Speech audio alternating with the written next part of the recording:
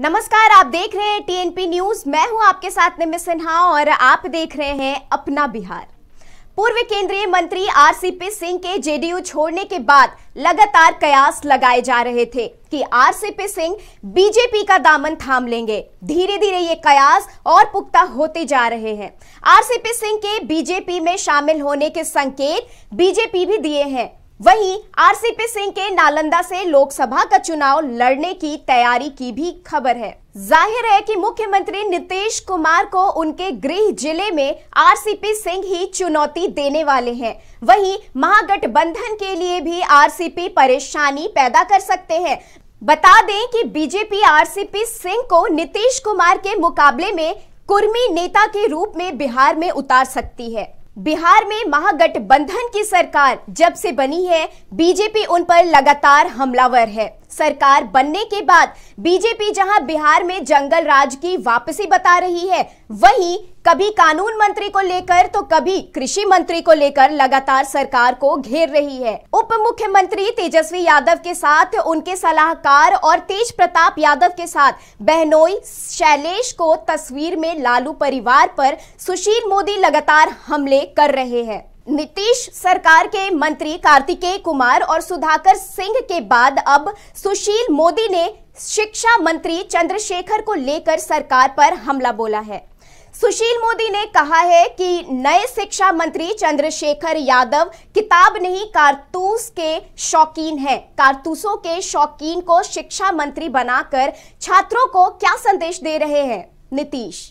लालू प्रसाद के बड़े बेटे तेज प्रताप यादव के साथ सरकारी बैठक में लालू प्रसाद यादव के दामाद और तेजस्वी के बहनोई शैलेश कुमार भी बैठे हुए नजर आए थे, जिसके बाद बीजेपी हमलावर हो गई है और नीतीश तेजस्वी सरकार में दामाद जी की एंट्री बता रही है। बीजेपी के लालू परिवार पर लगातार हो रहे हमले के बाद लालू प्रसाद की बेटी रोहिणी आचार्य ने मोर्चा संभाल लिया है। बता दें कि सिंगापुर में रहने वाली लालू प्रसाद की बेटी रोहिणी आचार्य ने एक के बाद एक कई ट्वीट कर बीजेपी पर जोरदार हमला बोला है। रोहिणी ने शाहनवाज हुसैन रेप के इस मामले को लेकर ट्वीट किया और कहा कि संस्कारी काम करता था, नशीला पदार्थ देकर संस्कारी बलात्कार किया करता था तुम्हारा संस्कारी जीजा।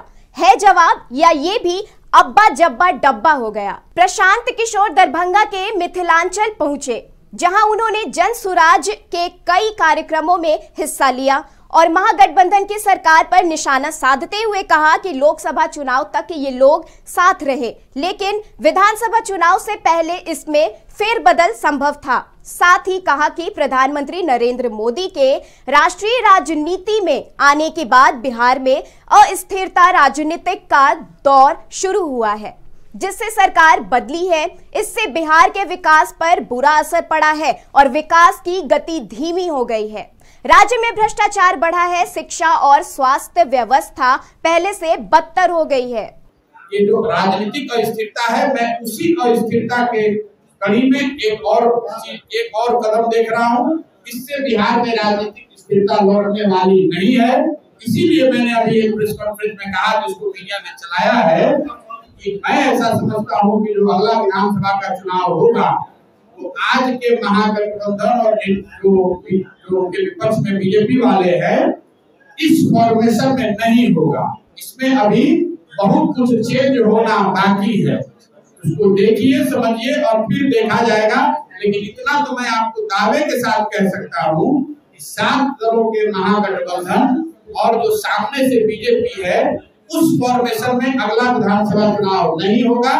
उसमें अभी बहुत फेरबदल होना बाकी। कटिहार के कोढ़ा प्रखंड क्षेत्र में श्री कृष्ण जन्माष्टमी का त्योहार बड़े ही धूमधाम से मनाया गया। इस दौरान कोटा के रामपुर पंचायत में मुखिया निर्मल हेमब्रह्म ने पंचायत सरकार भवन मेला और मटका फोड़ कार्यक्रम का आयोजन किया गया, जिसमें पंचायत के सभी युवाओं ने बढ़ चढ़कर हिस्सा लिया। निर्मल हेमब्रह्म ने बताया कि प्रत्येक वर्ष जन्माष्टमी के मौके पर मेले और इस तरह का मटका खेल का आयोजन किया जाता है। मटका फोड़ खेल में जीते हुए टीम को कप देकर सम्मानित भी किया गया है। कृष्ण जन्माष्टमी लेकर के हम लोग का कार्यक्रम मटका फोड़ पंचायत भवन परिसर में किए और बड़ा उमंग और उत्साह के साथ किया गया। जो पूर्व में हुआ था पिछले वर्ष, इस वर्ष हुआ और फिर आगे भी होते रहेगा। अपना बिहार में आज इतना ही, फिर होगी मुलाकात। दीजिए इजाजत, नमस्कार।